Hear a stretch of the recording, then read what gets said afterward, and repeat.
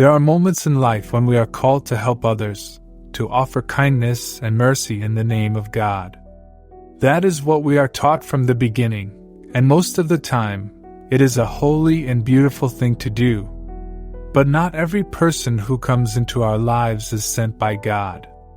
Some are sent by darkness, disguised as helpless or lost souls, while they carry something heavy behind their smiles or quiet cries. The church has always taught us to be wise and to pray for discernment, because the devil does not always attack with open anger. He often comes in silence to those who seem like they need a little help. There are certain people, certain types of souls, that Catholics must be very careful around, not out of hate or judgment, but out of spiritual safety. Some people openly reject God and live in ways that show complete disrespect for what is holy. These are not people who struggle with faith, but those who mock it and spread confusion among others. They speak as if God is not real, and they laugh at what is sacred. Helping them might seem like an act of kindness, but if one is not spiritually strong, such company can pull even the faithful away from truth. Their words can plant seeds of doubt. Their presence can darken the peace inside your home.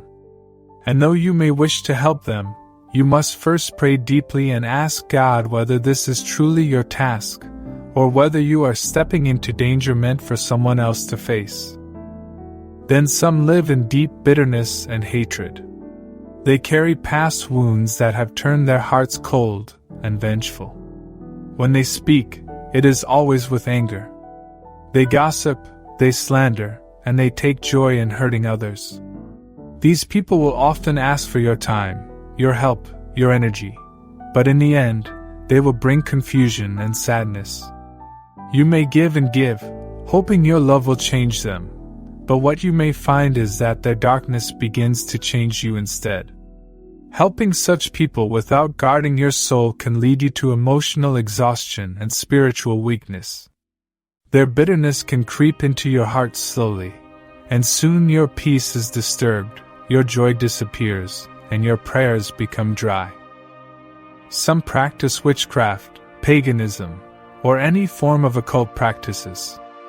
Some are open about it, while others hide it behind spiritual-sounding words. They may speak of energy, healing crystals, or spiritual rituals, but what they do is far from God's light. To help them, to welcome them into your life without spiritual protection, is to open a door to something you do not understand. They may offer you gifts or advice, but behind those things is a power that does not serve Christ. Even being near them without prayer can leave a spiritual weight in your life. Many people have noticed that after such encounters, they experience nightmares, unrest in the home, or a sudden drop in faith. These are not coincidences. The spiritual world is real, and these people carry something dangerous, even if they seem friendly or harmless on the outside. Then there are the manipulators, the liars, the ones who constantly use others for their gain. They always come with a need, always with a story that moves your heart. But they twist the truth, take advantage of generosity, and leave others broken after they've gotten what they want. These people do not want real help. They want control. They want to use your kindness as a tool. Helping them is not an act of mercy. It is opening the door to be drained, tricked, and emotionally poisoned. Over time, even your ability to trust good people begins to fade. You become tired, suspicious, and closed off. That is the poison they leave behind, and it takes much prayer to heal from it. Some people carry curses or dark family spirits tied to generations of sin. These individuals may not even know it, but everything around them seems to fall into chaos. Wherever they go, problems follow. If you welcome them too closely, their curse can cling to your space, and you may begin to feel the effects: strange illnesses, sudden fights, or a heavy spirit hanging over your home. It is not their fault. But without prayer, fasting, and spiritual cleansing, these bonds are hard to break. Helping them must be done with deep caution, and only after asking the Lord if this is your role, because spiritual warfare is real, and some battles are not yours to fight alone. Some laugh at confession, who ignore the teachings of the church, and who treat sin like a joke. They may not seem dangerous, but their casual attitude towards sin can weaken your values. If you spend too much time with them, you begin to question what you once knew was wrong. Your heart becomes less sensitive to the Holy Spirit, and slowly, you begin to fall. Helping them might look like kindness, but if they refuse to change and pull you toward darkness, then stepping back is an act of wisdom. Lastly, some openly worship evil. They may hide in secret groups, or walk boldly in the light of day. They curse God. They make pacts with demons. They seek to destroy the church from within. To help them is to walk into fire. Unless God Himself sends you to confront such darkness, and that is rare, you must stay far away. Do not think you are strong enough alone. Only priests with permission and special grace should deal with these souls.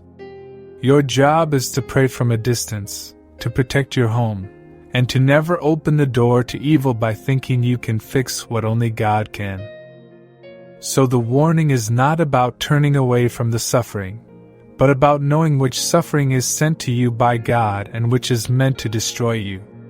Being a Catholic means loving others, yes, but also knowing when to say no for the sake of your soul. We are called to help, but not to be spiritually careless. In every act of charity, we must ask for discernment. Not all cries are from the heart. Not all pain is holy. And not all people who ask for help are truly seeking light. The enemy sends some to pull you down. That is why prayer is the first step, always. Only when God gives you peace should you say yes. And if He says no, do not feel guilty. Protecting your soul is also an act of love. Thank you so much to everyone who took the time to watch, listen, and open your heart to this message. Your presence here means more than words can express. Whether you came out of curiosity, faith, or simply looking for peace, we are grateful you chose to spend these moments with us. It is your support, your prayers, your comments, and your willingness to reflect deeply that keep this mission alive.